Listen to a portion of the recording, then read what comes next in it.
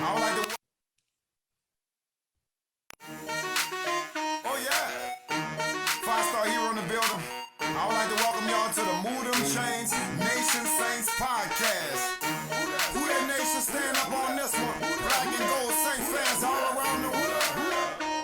Let's go. Number one podcast, we the best on the net. Represent Saints fans all over the map. All the latest Saints news and a couple of stats. Black and gold to the core, ain't no better than that. Follow on Facebook, you can join the crew. Die hard Saints fans, so we do what it do. Welcome y'all to the show while we speaking the truth. Now welcome y'all to the show while we speaking the truth. Five-star hero. Here at the Nation Saints podcast, our mission is connecting sports fans from all over the world. I would like to welcome our host, the 2020 Saints Fan of the Year, Steph Williams, and the gaming grunt, Zach French. Let's give him a big round of applause. Welcome to the podcast, baby. Who that nation? What is that I hear? What is that? Emergency. No. Is that a 911 call? Why did you call 911, sir? I just Is thought it an y'all emergency? should know. No what, sir? What happened? Sir? The dome is on fire! What you gonna do when they come for you? What you gonna do when they come for you? Two Brees about to do what he always do. The dome is on fire!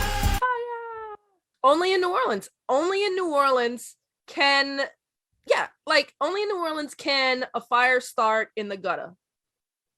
You know, I mean, but we can make light of it, Zach, because it wasn't big damage. So we're good. That's why we can make light of it, right? Yeah, we can make light of it just because there was no serious issues. Like the gutter, it's just the gutter.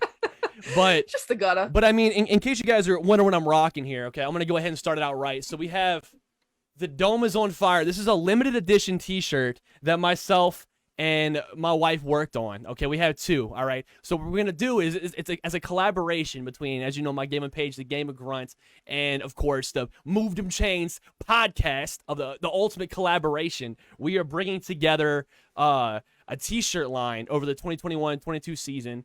And it's going to involve a brand new unique T-shirt every single week. And we have week ones. All right. I'll bring out week ones. And I mean, Check the it out. drastic Check it out. difference between week one and week two. So we have week one's T-shirt right here.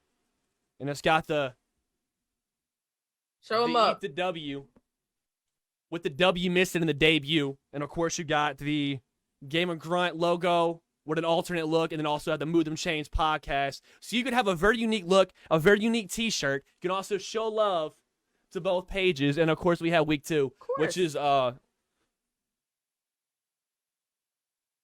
Dome is on fire. So just a perfect match. I feel like the Dome catching fire was just the ultimate cap to what was just Literally. kind of a catastrophic game on Sunday. Eek. We gotta have faith. All I right. find your lack of faith disturbing. It's week two. We have so much time to recover from this. We had injuries. We had coaches out. But that brings us into what I want to go into, and that is the good, the bad, and the ugly. So what was some good you saw out there, Steph, that really brought you to like, okay, all right, what would you like to see out there? You know, my good, Zach, the little bit that there was on Sunday was, I'm really torn on this one because I loved Peyton Turner's sack, but it was only one stack and it wasn't that big. My good is going to be the special teams for the New Orleans Saints. We don't always show them a ton of love, but the special teams really got it done. Special teams is not super sexy, but the guys really came to play. You know, Deontay Harris had 5 returns, 156 yards. He averaged 31 yards per return. That is pretty solid. He gave us good field position. We just couldn't do nothing with it. And then Blake Gillikin, 6'4", 294. Blake got some work this week. The dude, and he was averaging 49 yards per kick. That's almost 9 better than some of the other punters that played this past weekend. So, and one inside the 20, I think. So special teams was on point. We just didn't benefit off for either one, offense or defense. Who's your good? I think Blake definitely great out there. I mean, he had more punts than I think Callaway had targets, and it's a real stat. That is a true stat. It's a true stat. One I didn't bring up, but one that does exist. I think Blake looked great out there. I like to see him in his spot. You know, it hurts my heart to see Morstead over there playing in New York, but it seems like he's having a good time. I'm following his Instagram pretty closely. Good for him. Good but for you him. know, he's doing great. But I do like Blake. You know, I wish he would have still had the mullet, but I still think he brings that swagger to the field. I like his leg. He looked good in the preseason. He didn't punt a whole lot against the Packers, and that's a good thing. You're right. But I think with a lot of work that he definitely got some reps in, and I think he averaged it was 40+ yards, might have been 49 yards or something, whatever it was, 49 per punt, which is really nice. And it's sad. That's the highlight. I feel like the biggest star of the week was our punter. But I agree. I think Peyton Turner looked good out there. I think we had a lot of potential from the D-line coming in the second half. If you think about it, we held Christian McCaffrey to I think it was 3.3 yards per carry, which is pretty good considering he had a lot of rushing yards, but he also had I think 20+ attempts. He was also involved in the passing game, but I think overall the way the defense did seem to step it up in the second half compared to the first, and having all those missing elements as well as the coaches, and it ended up being our offense is the ones that came up just ultimately short throughout the entire game. Was impressive. I mean, the defense kept us in the game. If we were playing somebody like the Chiefs or the Bucks, I feel like it would have been a blowout going into the third quarter. It would for sure have been a blowout. And because of our defense, we got so many opportunities down from the Shy Tuttle. Shy Tuttle just has something about him. He's just a magnet for the football with a great interception from Sam Darnold, kind of gave it away. That was Malcolm Roach. Was it Malcolm Roach? I thought it was Shy Tuttle. It was Malcolm Roach. Oh, I'm glad you mentioned it. Malcolm Roach. Well, either way, we got some big D linemen that just fantastic catching the football, great reaction time, and that was pretty good. And then we could definitely go into the bad, which is I think our entire offense. Okay. Everything about it, basically, especially going into the ugly. I'll go into the ugly real quick, and that's just because I want to talk about it because I can't bite my tongue any longer. It's just the offensive line. And the floor is yours. If you listen close, you can still hear Jameis Winston calling audibles behind the offensive line. If you listen close. Help me. Help me. Yeah, you can still hear Jameis Winston back there just begging. I think he was going, and this is no help lie. Me help you. Yeah, right. Like the first half, I swear he was averaging a second and a half in the pocket. I don't know what the real numbers are, but I mean, it seemed like after the play action, he would look up, he'd have two Panthers there. He would come in from the shotgun, they'd bring in an extra blocker, and you would see Brian Burns just come straight through. You look at the snapshots, you see our offensive line just kind of looking stunned, and I get it. You got the Panthers who were averaging more sacks per game going into week 3 than any other team defensively. And they were underrated. The average age of that defense is about 25 years old. So they're coming in, they're young, they're hungry, they're agile, but at the same time, we just look so silly. What are your thoughts on the offensive line stuff? Oh man, so my bad was the offense, and that's only because we couldn't get anything going. We had 6 first downs. The Carolina's 28, 6 first downs in the game, guys. That's insane. You're not going to win many games, with that kind of production. Couldn't get a running game going. Alvin Kamara was the 4th on the list with rushing yards. He did get involved in the passing game. We couldn't get any wide receivers going. Callaway had 1 target or 2 targets. Juwan Johnson had 1 target. So, and that just speaks to Jameis's time in the pocket. He didn't have much time. They got blitzed off the end. We weren't able to pick it up. You saw Troutman get beat on the edge several times on block protection. One time Kamara stepped in and man, he took a good block on him. He saved Jameis's butt, but man, I was worried about his shoulder for a second. But that offense, it's just, we could not get in sync as well as they looked against the Packers. It was the complete opposite. And for me, my ugly is, I'm going to say offensive line, but I'm really going to go into the offensive scheme. It didn't look like a prepared line. I don't know if that's, coach based, if that's, attention to film base, but Zach, over the years when Drew Brees was under center, he made things look easy, super easy, right? And he took a lot of stuff that we took for granted. He could make calls at the line. Eric McCoy was that dude. He was that center that would read the line, make the calls, audibles, make adjustments, let people know where to go. With him not being out there, with Drew not being out there with the experience, that just was, for me, that was the eye opener. And it's like, yeah, we definitely weren't prepared for that, for the game. And, Sean Payton took the L, and to be honest, I felt like he deserved it. They didn't look ready. They didn't. They came into the game almost on autopilot mode. Like they were taking the week off. And I like what you said. They're coming in, even with McCoy being in the game, he's learning, but he's still young. And coming in with Jameis Winston, you go back to Drew Brees and like even with Max Unger, like their communication was there to get the blocking assignments, to blocking adjustments. And even when Drew Brees came in with McCoy, he really trained him up, but it was fine. He did. Because Drew Brees could read those blitzes. I'm watching the game and I'm seeing, 5 seconds of the play clock's running out, and they bring in that defense. They're pressing last second, right? Normally, Drew Brees would sit there and call it a nice audible, or he'd change that blocking assignment. Jameis Winston seemed to just hike it anyway. The first read, not there. Second read, not there. And just when he's just tried his best to try to switch the reads, and I think he did his best job at that. But I think going longer into the game, it just started to really wear him down. Going in, he was really conservative, which I like to see. I'd rather see I want to see a conservative Jameis Winston more than an aggressive Jameis Winston. Just like I want to see a more aggressive Drew Brees and a conservative Drew Brees, right? It's about the mixture, it's about the balance. But Jameis Winston, just after getting pressured and getting hit, we saw that back in Tampa, just whenever he's getting hit so much, he feels like he needs to make a play. And he was just kind of set up for failure all the way from the offensive line to the preparation to the O-line being fractured to the defense in the first half and especially down to the play calling. Yeah, kudos to Carolina. I mean, those coaches came with a really solid game plan to get after Jameis, and we just didn't have anything to combat that. I mean, they really knew what they wanted to do. Yep. They went out there and executed it. And, that was the ball game. When you don't score points until the fourth quarter and you really don't have any takeaways except for a little shovel pass to Malcolm Roach. Yeah. You're probably not going to win those. So yep. And we're going to hold this loss. We're going to hold this L for just a little bit. It's heavy. That L's heavy. We got to pick it up, but it's only week 2. It's okay. Hopefully get some weight off our shoulders to pick up some W's, to eat some That's W's right. going forward. But the thing is, too, with the Saints, I think going into this season, even before we cut Latavius and we were just rocking with Tony, before we were going to rock with Tony Jones, the RB2, I think even rocking with Tony Jones, we were going in as being run heavy this year. And for us to abandon the run game so early, I think that's maybe what could have exposed the playbook, the lack of depth that we had there. I think maybe Sean Payton had in his head that they're going to go on this week and kind of run the ball and kind of take care of the clock and just get out of there healthy and try their best to get the win. But the primary goal is to just get out of there healthy and recoup and recover and get ready for the long season ahead. 17-game season, it makes sense. You got to take some strategic, not losses, not days off, but you have to take strategic games where you kind of just play a little more conservative and you more worry about your players' health versus just putting it all on the line for a week 2 win.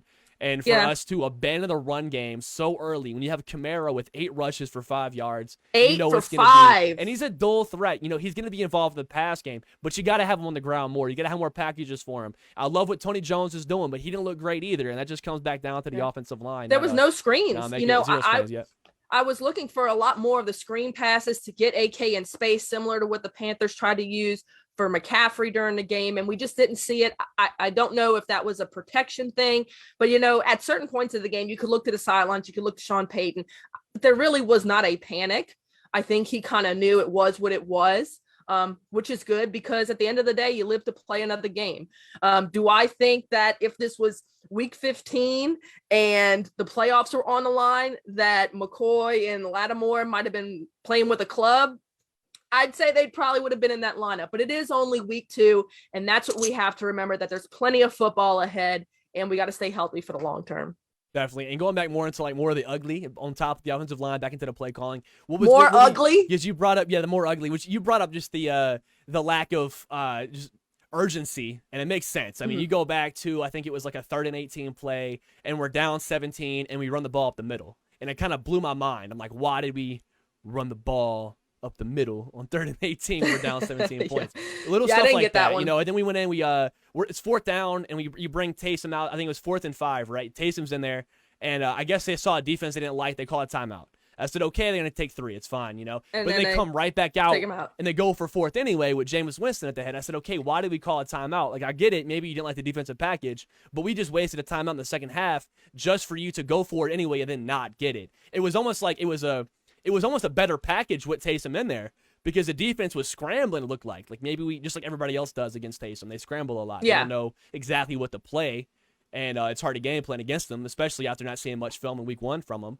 And Yeah. I feel like the timeout, like, just it felt like nothing makes sense at all. And I Yeah. just hope as we head into the Patriots game and as we headed forward, Sean Payton kind of takes the loss and he kind of learns from it. And more importantly, not so much just the young guys learning. I hope that the vets that we have in that locker room can take the loss and use it as a teaching tool. I think they will, and when you think about this stuff, when you think about Sean Payton, and we talked about the sense of urgency, the discipline, to be honest, in my eyes, just wasn't there. We had 11 penalties for 115 yards, way more than what the Panthers had, probably 3 times what the Panthers had. We just really weren't disciplined. We had some veterans. I know Teron had offsides. He usually never goes offsides. We just had a lot of penalties that really just bit us in the butt at the end. And, it's a good learning experience. And hey, we were on a pedestal right after that Packers game. Everybody's like, oh yeah, here we come. Got to eat some of that humble pie. Absolutely. Get I was back one of to the ones work. talking loud as well, But that's the thing. You love to see it because people were like, you know what I mean? Like, oh, you can't get so hyped up, Saints fans. It's just week 1. Well, guess what, baby? It's just week 2. All right. So you can't have That's one right. argument without the other. So I think we got a long season. As Opie mentions in the comment section, a long 17-game season. I think we're going to see a lot of teams kind of chill out. You're not going to see anybody go 17-0. I think I don't think it's a smart approach anyway. You hear the Chiefs talking about it. They already failed at their mission. The only team say they're going to go 20-0 losses, 20-0 losses this past week. So you look at a lot of really notable teams, 1-1. We're still in the division, right? We're still keeping up. We're not 2-0 like the Bucks and the Panthers, but I think we start out slow. We started out either we've started out either 1-1 or 0-2 every year since 2014, I think is what I saw. That could be a wrong stat. I know it's at least the last few years. I mean, we've started out slow historically. Even the year of the no call, we started out 1-1, I believe. Yeah. So. And we have a new quarterback, Yeah. I mean, would we have liked to be 4-0 after 4 games? Of course. I think we were talking about that last week, but it is the NFL, and it just proves that every game you have to come ready with a game plan and you have to execute if you want to get the W. We didn't. We're holding on to the L, but now we're on to the Pats. Definitely. And I think we're going to benefit greatly from an early bye week, and I'm really excited for the bye week. And it's only, I love Saints football, but I think the Saints are going to really be looking to push towards that bye week in week 6. It's just about holding on. I mean, you got the Patriots next week, and it's going to be an away game. It's not going to be an easy game at all. You have Mac Jones, who's coming off, his first win of his career, and you have, a Belichick offense and defense going to come in game plan against Jameis Winston. Mm-hmm. And then on top of that, you have the Giants, who I think could be a decent game, especially if we can get that dome, the true dome opener against the Giants. The dome's on fire. Could be It's a going to be real on fire, Zach. Exactly. It really is. But you got to bring him in to the dome against the Giants. I think that could be a real confidence boost. And then after that, we could just kind of like settle ourselves. And then after the Giants, who do you play? Is it the Seahawks? Who do you play after the Giants? After the Giants. After the Giants? Yes. Oh, Look at man. it. I think it's the Seahawks. I don't have it pulled up in But front of me. regardless, Is it the after that, Seahawks? I think we're Back gonna on the push. road? It's about pushing and getting Michael Thomas healthy, getting everybody healthy, and heading into week 7. Week 7 into 17, those 10 games are going to be like are huge for us. It's going to define everything. And look, the beginning isn't much. It's just about surviving. Oh yeah, absolutely. Week after week. And then one thing I'll say about the New England game, is we're lucky it's early on. Yeah. Because the temperature is supposed to be 72, 73 degrees. It's not October, November where it's snowing and crazy there. So if there is anything working in our favor for this New England game, is it should be really nice, warmer weather. So that's a plus. Definitely. Before we have a great guest here today. We have Bob Rose. He's a writer for Sports News, Saints Network, and as well as SI.com. And he's going to give us more insight about the Patriots, I think. And before we go into it, though, I want to give our piece as well. Who are your biggest lookout for heading into the Patriots game this weekend, Steph? For me, it's their running backs. Yeah. White has been killing people. Their running backs it's like having 2 Christian McCaffreys. They're running the ball. They're catching it in space. Mac Jones is not going to make mistakes. He is going to be a check down guy. He's going to take what you give him. So, our linebackers, DeMario, Zach Bond cannot get exposed for this game. We have to have our eyes on those guys, and our defensive line has to get to the quarterback. If we can get to the quarterback, that'll stop some of that nickel and dime into the running backs. Definitely. And I mean, I'm always looking out for on a player is Bill Belichick. And it's a guy that I mean, he's a legend. He's a living legend, and why he's been so successful in this league isn't by having a star-studded offense or a star-studded defense. He hasn't needed it. He hasn't wanted it. He doesn't want to overpay. He's not like most coaches, and Kraft isn't one of those owners that wants to overpay for players, right?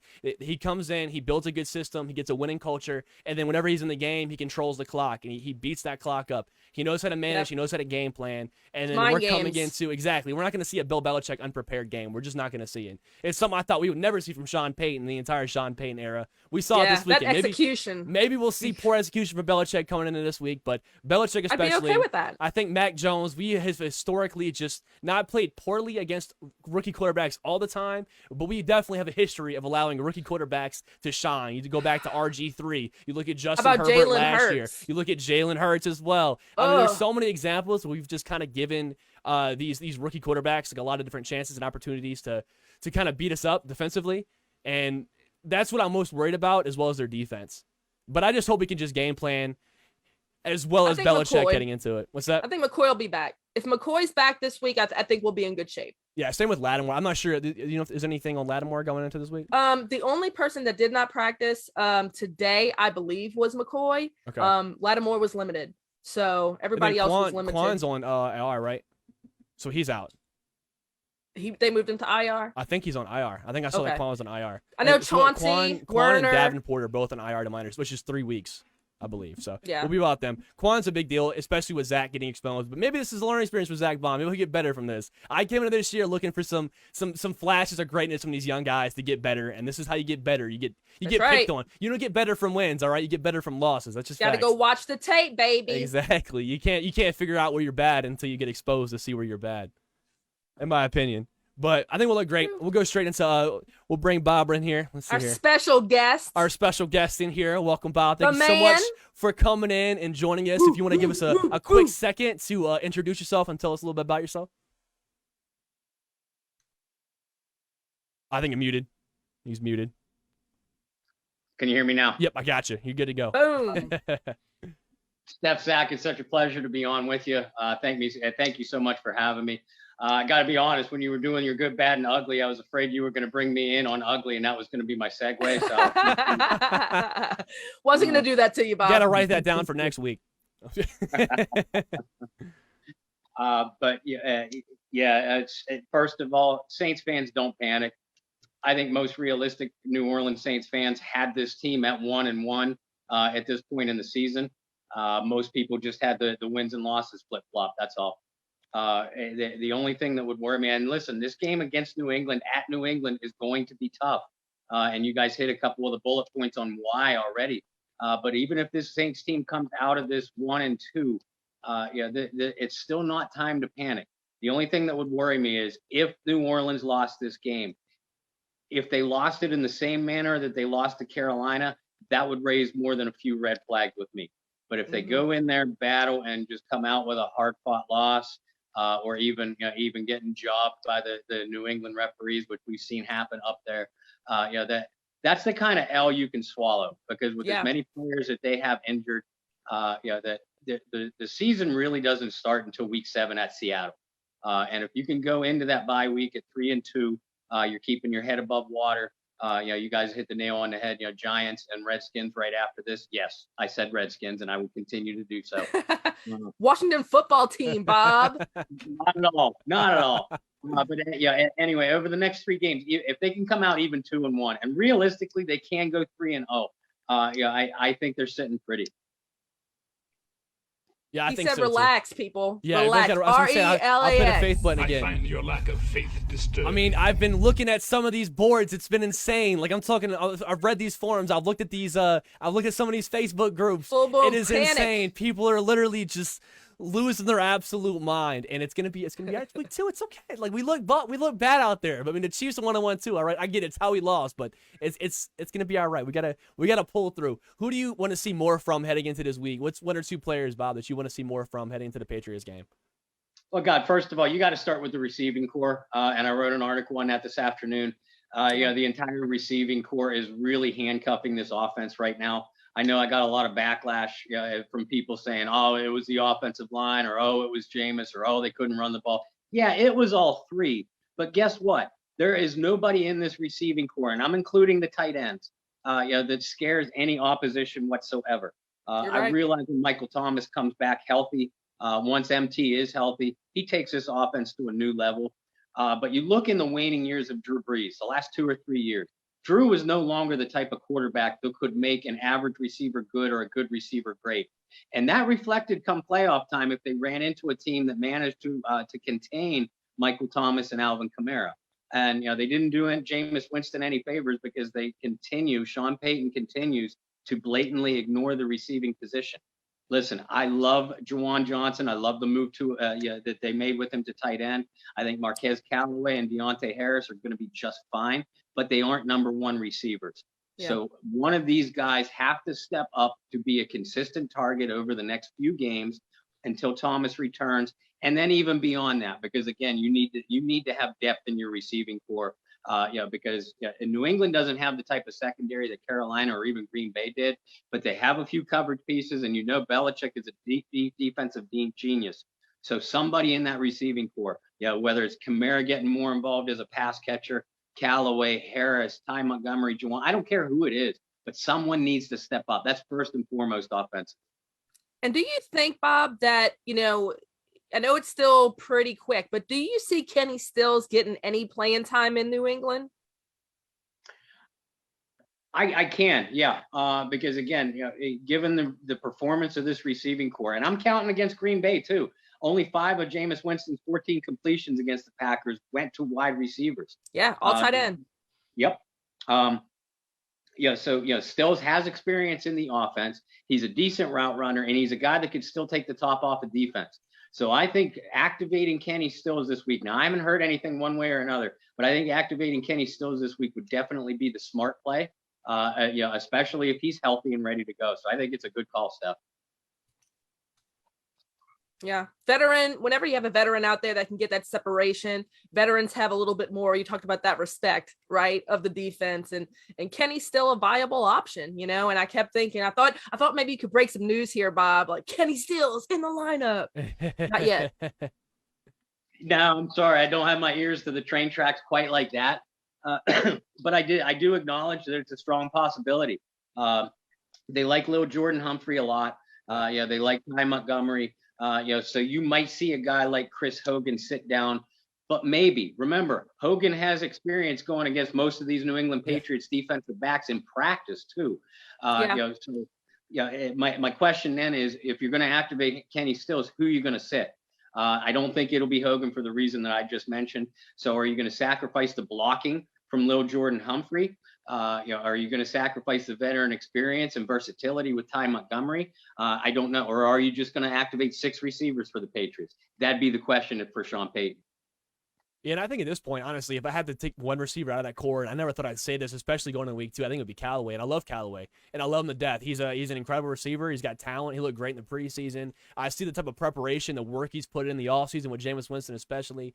But heading into week 3 against New England, I just don't know. It could be a breakout game for him, but given not just what scares me isn't his production per se, it's the lack of targets and the lack of looks that I feel like he's really been getting that I thought he would be getting a lot more, going into after watching them against Jacksonville and after looking at all the homework that you saw Jameis and Callaway doing together. It's same with Trotman. Trotman was involved in that as well. You see Trotman drop a pass that could have been a touchdown again week 1, and then week 2 he suffers as well. So if I have to take one guy out, I would probably say Callaway as well. But, replacing Michael Thomas, I've been harping on this all day. I've been hyping on this since we found out he was going to be out. And that just comes down to we have to replace the production of Michael Thomas with a committee. We did it last year, more of Kamara, putting a lot on Kamara, but we still brought in a lot of committee. Jared Cook saw looks. Emmanuel Sanders wasn't exactly what we thought he was going to be, but he got a lot of looks whenever Michael Thomas was out. We have to find those 2 or 3 key guys that can come in and get open and pick up on certain double teams or certain man hybrids that they can try to get a little run after catch action, something. And I think Deontay Harris could be poised for a great game in that aspect. Yeah, Zach, you're absolutely right. And you hit on a very interesting concept too. The chemistry between, Callaway and Jameis Winston, Juwan and Jameis Winston, Troutman and Jameis Winston. And one of those guys, it has to start manifesting itself. New England, keep in mind, Stephon Gilmore is still out. He's on the PUP list. J.C. Jackson is one heck of a cornerback. He's going to be New England's top cover guy. I think they'll probably put him on Callaway because Callaway is the more refined route runner between he and Harris. So that leaves Deontay Harris against guys like Jalen Mills, Jonathan Jones, or even Devin McCourty if they move him up from the safety position. So I really like the matchup that the Saints receivers have in this game, but that offensive line has to hold up and give Jameis an extra second and a half for those receivers to get separation. And I think we're going to see Alvin Kamara heavily involved in the passing game this Sunday too. The Patriots linebackers are more pass rushers than they are coverage backers. Unlike what we saw out of the athletic Carolina linebackers and the type of soft zone that Green Bay played, Kamara is going to have some one-on-one opportunities along the edge. And that 41 is so outstanding when you move him out of the backfield and into the slot as an extra receiver. So if you do that, you still have the threat of a Tony Jones or even a Taysom Hill running the football. As long as they can be effective between the tackles, that's going to open things up for Kamara, Deontay, and Callaway along the edge and from the slot. Yeah, and when you look at, the Kamara effect, I really thought, Bob, that, we'd see these first 2 weeks Alvin Kamara doing what, Damian Harris and James White are doing for New England. They're catching, they're running, and they're doing it all over people, and so when I look at the Patriots and what they're doing, how do you think that matchup's going to go against our defense? Because we just had problems with Christian McCaffrey. Yeah, and James White out of the backfield for the Patriots is going to present a big problem. Not only James White, but the Saints had trouble covering Dan Arnold in week 2 also. And again, we talked before you guys came on the air that it's a bad day at the office if Sam Darnold throws for 300 yards. It's an even worse day at the office if Dan Arnold catches 3 big receptions against your defense. The Patriots have Jonnu Smith and Hunter Henry going at tight end, along with White coming out of the backfield. Yeah. Chauncey Gardner-Johnson needs to be healthy for this one. And if he is, him, Malcolm Jenkins, and DeMaria are going to be heavily involved in that coverage and coverage responsibilities because you don't want Zach Bond in space. I think that much has been proven by the lousy performance he turned in against McCaffrey. I think Bond in the long run will be just fine, but he's not the type of player you want in space. He's athletic enough. He just doesn't have the experience or the feel for the NFL position. Because remember, this is only his second year learning an entirely new position. He was a stand-up defensive end and mostly a pass rusher in college.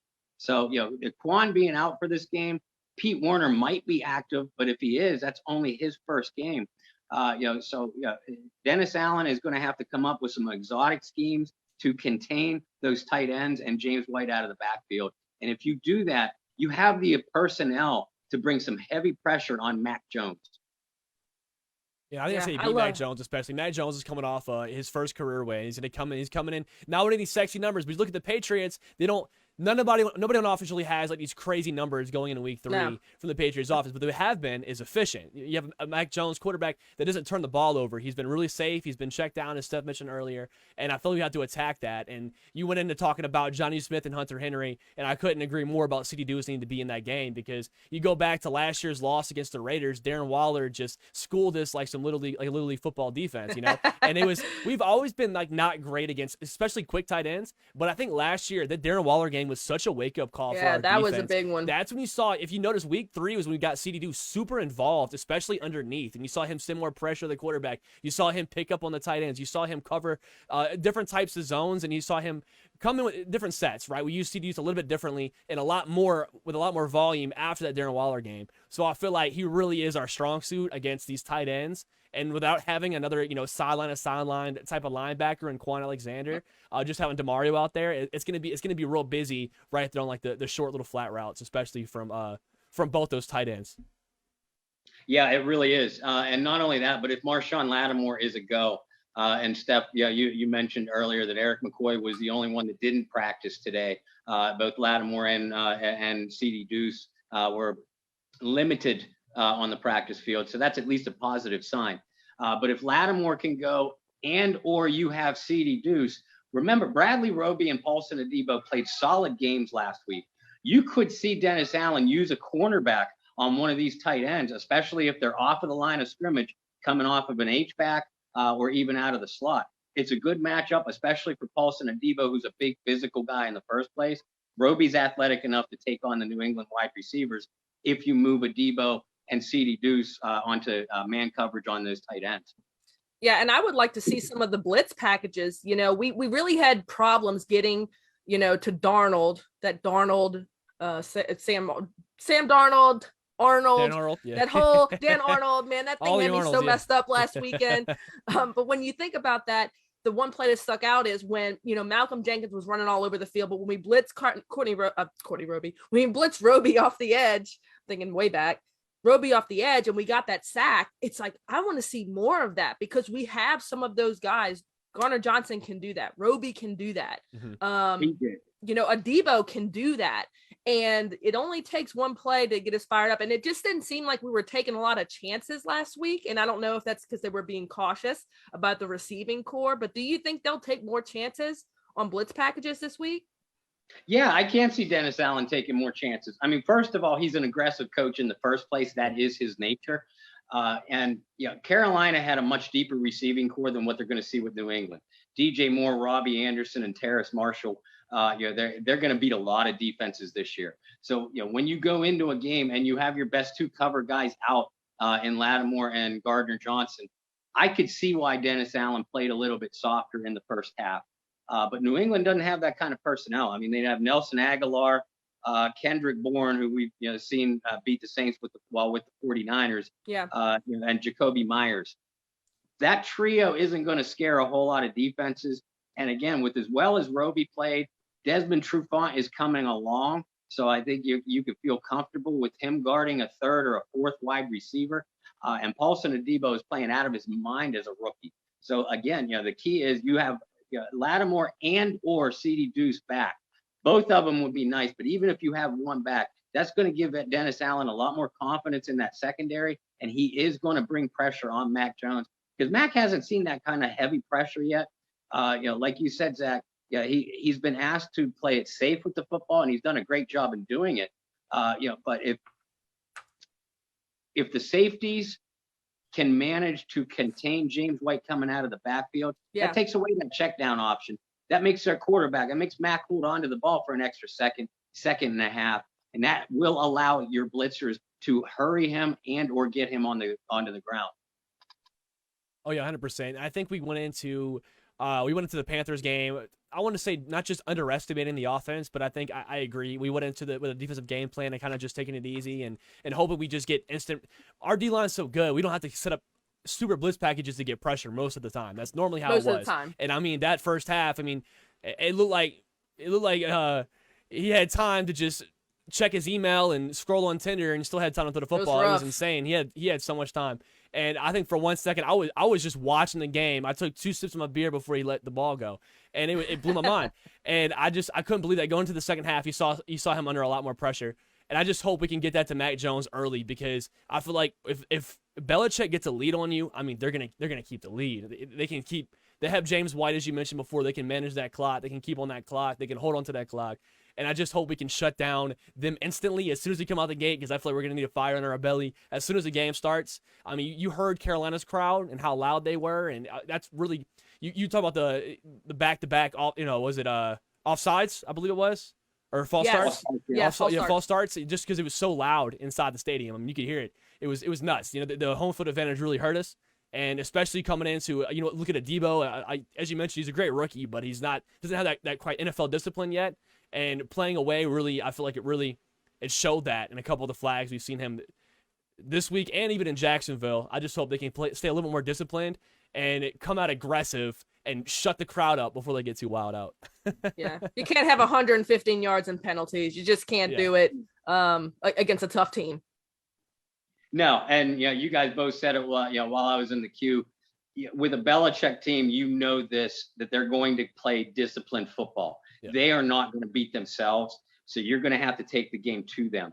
And if you fall behind by a couple scores again, and I go back to this receiving core, regardless of the way you think about them, they're not the personnel that you want when you have to get into a shootout. So you can't play comeback football. You can't fall behind a New England Patriots team on the road by 2 or 3 scores and expect that you'll have the personnel to come back. You need to play it a little bit closer to the vest offensively and be more aggressive defensively, hoping to get, expecting to get a few mistakes or flip field position or maintain a field position advantage. Yeah, and I like them throwing Taysom in there. I felt like that shifted us a little bit when Taysom finally got to go in there. It threw them off, Carolina off a little bit. We got some yardage. He ran the ball. We'll take whatever positive yards we could get last Sunday, right? But it's nice to see them starting to mold him back into the role that he was in. I don't know if that'll continue, Bob, but it is just a spark. There is something about when they plug him in that the fans and the opposing team really just does not know what to expect. And I think that's our wild card on offense. Steph, it absolutely is. And I think that you will see Taysom Hill on involved in more packages. And this New England Patriots defense, from what I've seen so far, they look susceptible and vulnerable against the run. Their run defense numbers are better than what they were last year, but they had so many COVID opt-outs last year on that defensive side. You can almost throw those statistics out the window. But the Dolphins and the Jets were able to get a little bit of rushing traction against New England, and neither Miami or New York has a running back or an offensive line the caliber of what New England is going to see in Alvin Kamara and those big uglies up front for the Saints, assuming the Saints come to play. So again, like the three of us mentioned before, if you're going to get Kamara more involved in the pass game, and I think he's going to run the ball a lot too, if you're moving AK-41 out of the backfield, that means you've got to be effective with somebody else as a rushing option. And that's where I think Taysom Hill is going to play a key role this Sunday. Oh, and I can see that for sure. And what I hope is we don't just fold under the pressure right out the gate. I think we did a good job a little bit when we always bring Taysom in whenever we're running for our life. I mean, you go back to all the way back to the Vikings playoff game. Let me bring up a couple playoff losses, but against the Vikings, we lost to the playoff game in overtime. You saw Taysom; he was the hot hand because they were getting to Drew Brees. You go back to the loss against the Bucs last year. We didn't have Taysom that game, and I really think, and I tell everybody this: if we had Taysom Hill against the Bucs last year, I think we would have had a much better shot. Because the reason Drew threw a couple of those picks is because, especially back in our own turf, he was running for his life for a lot. That D-line was beating us up. And whenever we are getting pressured, Taysom Hill is the guy to put in there and to get them on their toes. And I think if we can get him involved, especially if we're under pressure coming into week 3 early, it can give Jameis Winston more of that confidence, and most importantly, give us more confidence to run the ball. Oh, absolutely. And Steph hit on it before when she called Taysom Hill the ultimate wild card. And he is. Taysom's not the guy, at least not the guy I want back there as an every down quarterback. Right. But he has at least proven himself capable of throwing the ball as a gadget player. So, now your linebackers and safeties have to sit back for that one extra second to see whether Taysom is going to commit to running the football or whether he's going to take that false step forward and then drop back and throw it. So that leaves your defense on their heels just a little bit. And Taysom Hill, if there's one thing we know about Taysom, it's that he attacks when he runs the football. So he is going to keep that defense on their heels all game. And also, I do expect Tony Jones to be a lot more heavily involved as well. How do you feel about? Oh, sorry, you can go, Steph. No, go ahead. No, go ahead. How do you feel about Tony Jones going into week 3? Like, how do you feel about his production thus far, coming in, kind of a real underdog? We didn't know we had a fight. I didn't know. I was like, oh, there's a fight for RB2. I thought it was pretty much instant. I know about $600,000. Yeah, I know about the receiver one. battles. I know about the defensive back battles. I know, of course, about the quarterback battle. But we got a battle RB2 as well. And I mean, he looked great, in my opinion, going into week 2, and then I think going to week 3. What's your thoughts on Tony? Well, first, y'all needed to read my piece last year when I wrote the piece about Tony Jones coming out as a rookie, because I had high hopes for him as a runner. I said at the time he needed to improve his skills as a receiver, improve himself as a blitz pickup blocker. But yeah, as a run, I'm not surprised that he unseated Latavius Murray. I like Latavius a lot, but I could see the logic behind Sean Payton making the move. And Sean has never hesitated to keep an undrafted running back over an established veteran in the past, and it's always paid off for him. And I like what Tony Jones did through the preseason. I like what he did in game 1. Just like most everybody else on this roster, I'll kind of throw last week's performance out the window. But Tony is the guy that can pick up that tough yardage between the tackles. He's a slashing runner. So far less athletic than Kamara, but a similar style in the way that you want your offensive lineman to block. Because the key blocks are, you not only need to win the point of attack and get push at the point of attack, you need to open up those cutback lanes for Kamara. And it's the same thing with Tony Jones. If the linemen have that same mentality, no matter who is in the backfield, that's actually going to benefit the running game. And again, I'm not comparing Tony Jones athletically to Alvin Kamara. I'm just saying the style of running back is the same. So you don't have to change your blocking schemes up front. And I think Tony Jones is going to have a solid year. I really do. Yeah, he's exciting to watch. Me and Zach were both drooling on him. Yeah. We knew he was on the practice squad last year, but you really didn't get to see him very much. And then during preseason, me and Zach were just drooling. We're like, this kid here, man. I'm a Madden streamer, and I think I use Tony more than Kamara Lily. I really enjoy it. So I got to ask Bob, if you're going to pick for the fans out there listening to the podcast and for those that are looking for the premier matchup, what matchup is on your radar for this game? I know we talked about the receiving core and the offensive line, and man, those units need to perform up to par for this team to have a chance. But if you're looking at individual matchups, I look at two. I look at Sean Payton versus Bill Belichick. That's going to be one hell of a chess match. It always is whenever these two clash. But as far as the personnel on the field, you got to go with Demario Davis and those Saints linebackers up against James White, Jonnu Smith, and Hunter Henry. I think that's going to tell the tale on whether the Saints defense is going to be able to stop the Patriots offense. I like it. Yeah. Any final thoughts for any final thoughts head into this New England game, Steph? Bob actually made me feel a little bit better about the game. No, I just think that was a nice little wake up call for us. I think we will be healthier this week. And I think that the weather, again, even though as tough as New England is to play, I think the weather is going to help us. 70-something degrees, right up our alley. I think if we can win the matchups, if Sean Payton doesn't overthink, from time to time we see Sean Payton try to outdo himself or overthink certain packages. And you're like, Sean, what are you thinking? So sometimes he tries to outdo himself, but if he just focuses on what he does, we have the game plan. We have the better team. We just got to go out there and execute it. And we got to get a takeaway. We have to if we want to win this game, we need at least one extra possession. I think that's going to be a big key. Yeah, and I think Sean Payton is one of the best one of the best coaches coming off a loss, especially a tough loss. I mean, Sean Payton's a pretty good master at bouncing back and be like, okay, let me go back to it's like he has like 3 or 4 playbooks. And it's like, I'm going to be back to using this one kind of thing. So that's what we'll see going into this week. Well, Bob, I really appreciate you joining us tonight. It was a blast. I had a lot of fun talking with you. And is there anything else you want to put out to the Move Them Chains podcast, Bob? No, guys, first of all, again, thank you both for having me on. I loved every minute. I love your show. I'd love to do it again if you'll have me. I got 2 statistics, Steph, that'll make you feel even better. I got to hear this one. All for it. Let's go. In 55 years of New Orleans Saints football, the Saints have started 2-0 only 8 times. And 4 of those times were under Sean Payton. So, 4 out of 16 years, 16th year with Sean Payton, okay. 12 times starting 0-2, 1-1. Most of those years have turned out pretty darn good. And the second one, I'm a stats guy. You guys know me. You've read my The second one, the Saints have an unfair reputation at this stage, I think, of being a poor team, when they travel up north. Since 2017, New Orleans is 12-2 when they play a game above the Mason-Dixon line. We're good on the road. Yeah. We are. 12-2 when they play any northern game. Now, a couple of those, inside Minnesota's dome, inside Detroit's dome. But other than that, I mean, Sean Payton has built the type of team.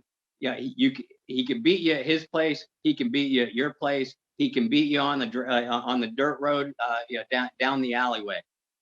I think this team is going to come out with a chip on their shoulder. And again, I make my predictions hesitantly, but I really like New Orleans' chances in this game, provided they get a couple of those players off of the injured list healthy again. I like the matchups, and I think the veteran leadership is not going to let the type of letdown that happened last week happen again. Not today. No, we can let. No, we cannot. We cannot allow it to happen at all. We gotta kill through. Stop We gotta it. kill it. You gotta kill through and kill it. Well, Bob, where can our viewers come check out some of your writings and some of your articles? Well, Steph, Zach, again, thank you so much for having me. Love you both. Love your group as well. I could be followed individually, Bob Rose on Facebook. I could be followed over on Twitter at BobbyR2613. And of course, all my pieces come through the Saints News Network. So it could be found at Saints News on Twitter or Saints News Network on Facebook, and also SI.com. Yes, that's right. The Sports Illustrated team channel. We do the Sports Illustrated coverage online for the New Orleans Saints. Certainly a great honor to do so. And as much as it is an honor nationally, our family is the Who Dat Nation, and we love the interaction with all of you.